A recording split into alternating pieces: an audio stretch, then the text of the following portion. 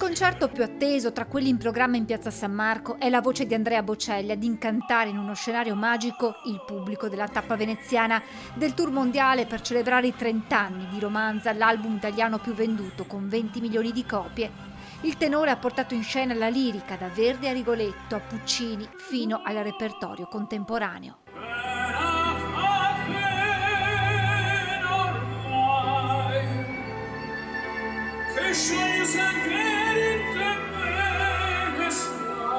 L'Orchestra Filarmonia Veneta ha accompagnato il maestro, che sul palco è stato affiancato nel corso della serata dal soprano Marian Battistelli, dal baritono Roberto De Candia e dalle violiniste Rusanda Panfili e Andrea Licche in un crescendo di emozioni.